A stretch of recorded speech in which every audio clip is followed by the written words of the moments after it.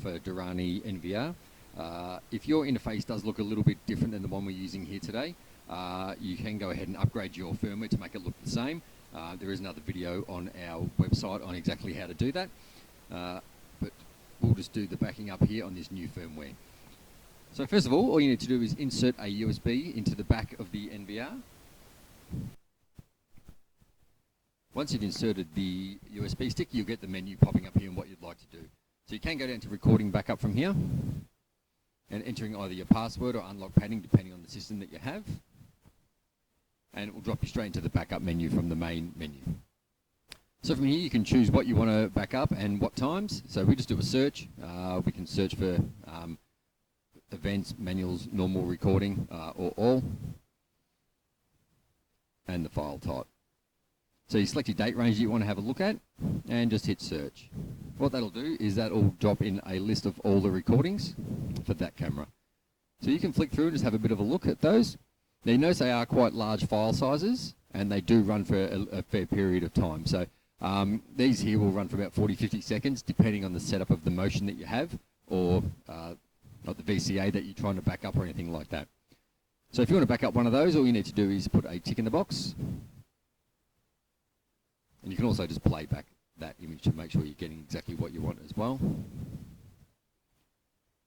And then we can just hit back up. So from here, it'll tell you the USB stick you've got.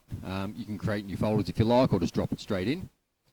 So if we just hit back up here, that will back up that selected file and export it through. And simple as that.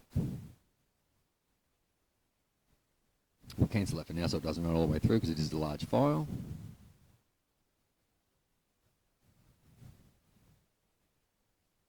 Alternatively, from the main menu, so if you right click into the main menu, you'll see playback. So selecting that there, we can choose the camera that we want to play back on. And anything with a red triangle up in the corner here is where there has been recording for that given day.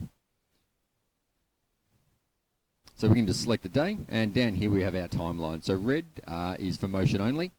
If you've got your setup normal, all those gaps will be filled in with blue. But this is only just when the motion has taken place. So what we can do from here, we can change the time that we want to look at. So at the moment we have a 24-hour clock. It makes it a bit hard to really narrow into the time. So we can slide this bar down for the time periods that we want. So it makes it a bit easier to look at. So once we've narrowed in, it's something that we want to look at.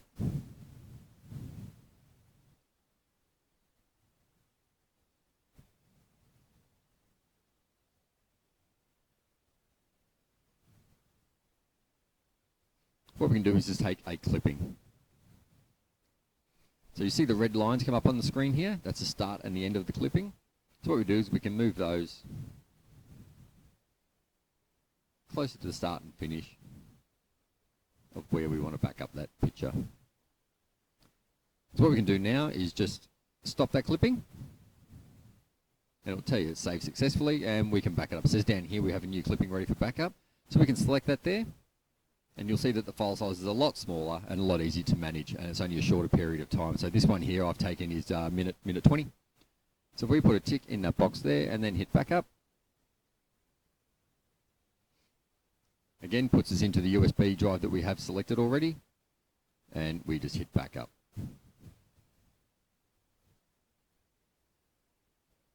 So being a 10 meg file, it obviously works a lot quicker. And backup complete, so okay. And what we can do here is go to our external files and we can actually play back what we have backed up just to make sure we've got exactly what we're after. So those there are the backups. So we have the footage that we're after. And that's it. So you can just remove that USB stick and do with that image as you like. That's it for backing up the footage.